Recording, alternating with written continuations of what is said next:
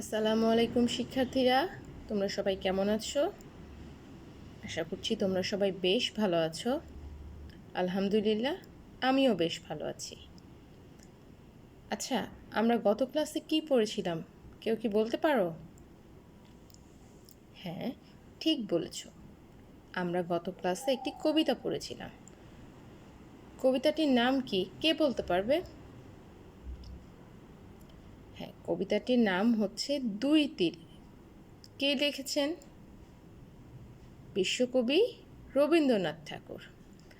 আমরা কবিতাটির কতদিন কোন অংশটুকু পড়েছিলাম? হ্যাঁ, ঠিক বলেছ, প্রথম অংশ পড়েছিলাম।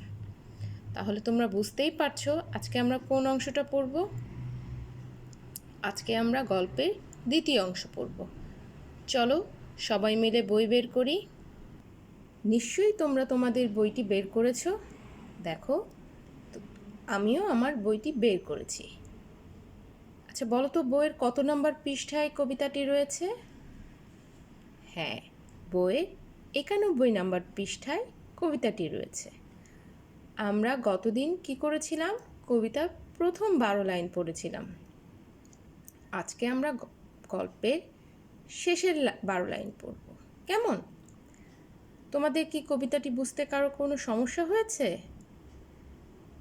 হ্যাঁ, তোমাদেরকে আমি কি করেছি গতদিন? কিছু নতুন শব্দের অর্থ বলেছি, সেই শব্দের সাথে সম্পৃক্ত করে ছবিও দেখিয়েছি।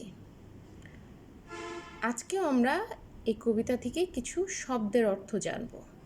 কবিতাটার মূল কি বিষয় গতদিন বলেছিলাম, সেই মূল বিষয়টা দেখো কিন্তু পুরো কবিতাকে ঘিরে রয়েছে।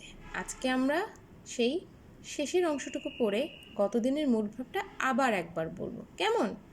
আচ্ছা দেখো, আমি যখন কবিতাটি পড়ব তোমরা প্রত্যেকটি লাইনের নিচে আঙ্গুল রেখে মিলিয়ে নেবে, ঠিক আছে?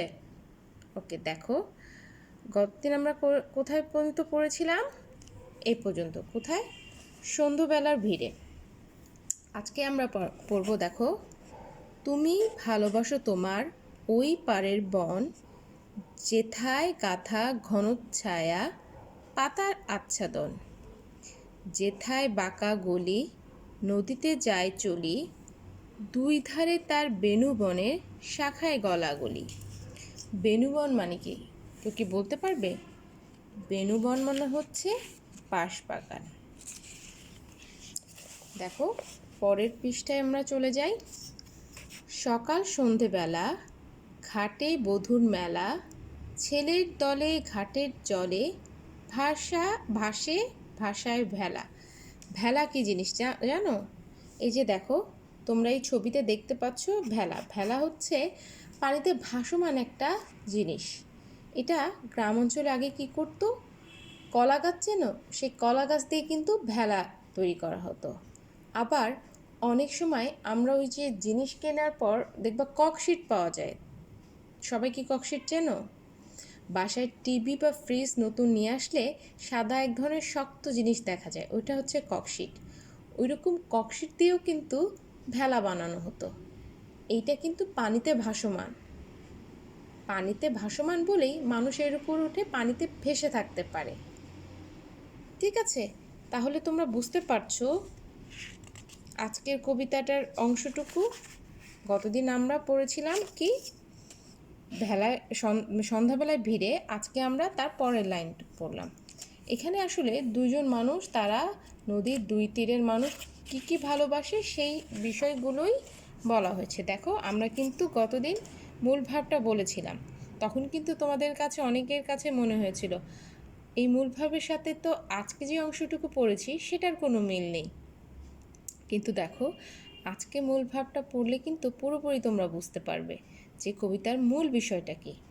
দেখো, একটি নদী, তার দুই তীরে দুইজন মানুষ বাস করে। একজন ভালোবাসে নদীর বালুচর, শরৎকালে চকাচকিরা যেখানে ঘর বাঁধে। এর তীরে তীরে ফুটে থাকে কাশফুল। শীতের সময় হাঁসেরা এসে ভিড় করে, কচ্ছপ রোদ পোহায়। সন্ধ্যায় জেলেরা ডিঙি এসে ভেড়ে। অন্যজন ভালোবাসে বন, যার আছে ঘন ছায়া। সেখান থেকে একটা রাস্তা এসে মিশেছে নদীতে। নদীর ঘাটে বধূরা আসে ছেঁড়া জলে ভেলা ভাসায়। একটি নদী দুই তীরের মানুষকে কি সুন্দর মিলিয়ে দিয়েছে। দেখো এখানে কিন্তু কবিতায় আমরা কি পড়লাম যে ঘাটে বধূর মেলা বসে, মানে দেখো গ্রাম অঞ্চলে কিন্তু আগের সময় কি করতো, বধূরা নদীর ঘাটে পানি নিতে আসতো, সকালবেলা পানি নিতে আসতো এবং সন্ধ্যাবেলায় পানি নিতে আসতো। সকালবেলায় যে পানিটা নিয়ে যেত সেটা দিয়ে তারা সারাদিন কাজকর্ম করত, এবং সন্ধ্যাবেলায় যেটা নিয়ে যেত সেটা পরের দিন সকাল পর্যন্ত ব্যবহার করত। কেমন? দেখো আজকের কবিতা থেকে আমরা নতুন কিছু শব্দের অর্থ জানব। কী অর্থ? আচ্ছাদন। আচ্ছাদন মানে হচ্ছে ঢাকনি বা ছাউনি। আমরা অনেক সময় বাস স্ট্যান্ডে বাসের জন্য অপেক্ষা করি, একটা যাত্রী ছাউনি দেখেছি না? ঠিক আচ্ছাদন হচ্ছে সেই ঢাকনি বা ছাউনি। বেণুবন মানে হচ্ছে বাঁশবাগান। বেণু মানে বাঁশ, বন মানে বাঁশবাগান, বেণুবন মানে হচ্ছে বাঁশবাগান। জল মানে পানি, আমরা এটা সবাই জানি। বধূ মানে বউ, বধূ মানে বউ।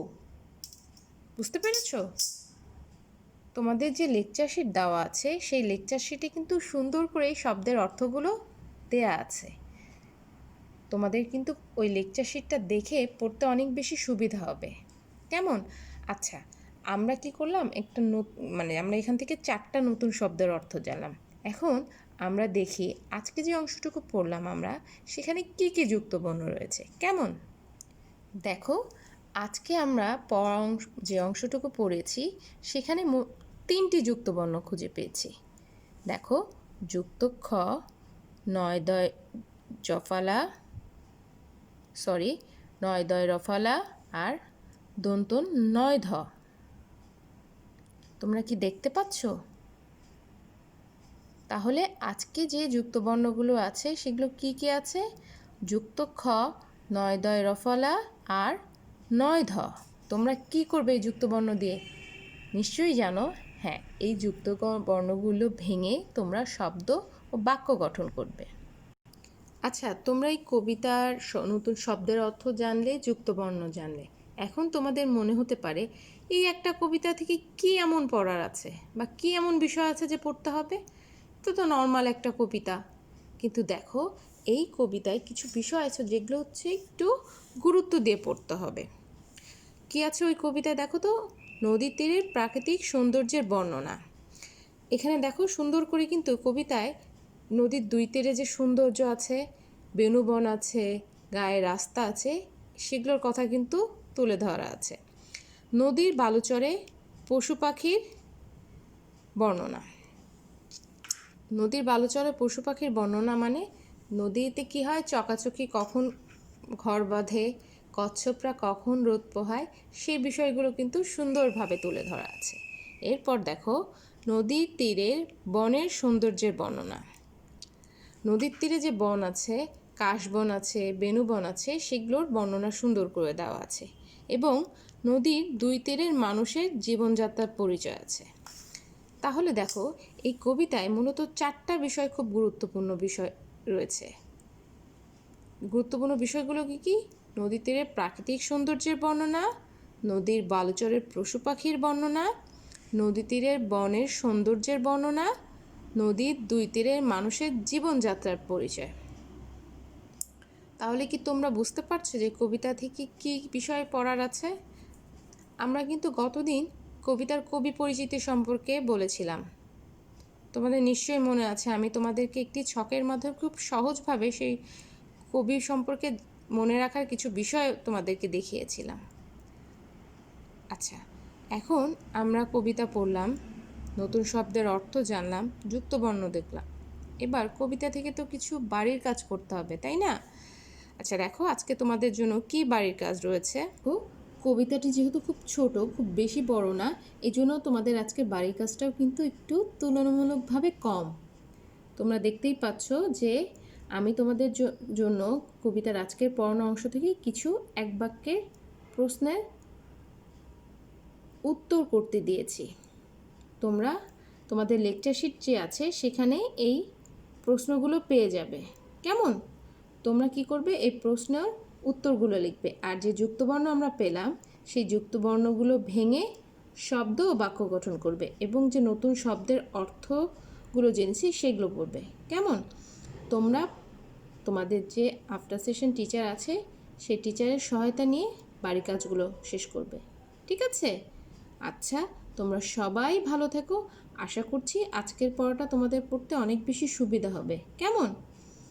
ভালো থাকো সবাই, পড়াগুলো নিয়মিত শেষ করো, সুস্থ থাকো। আল্লাহ হাফেজ, আসসালামু আলাইকুম।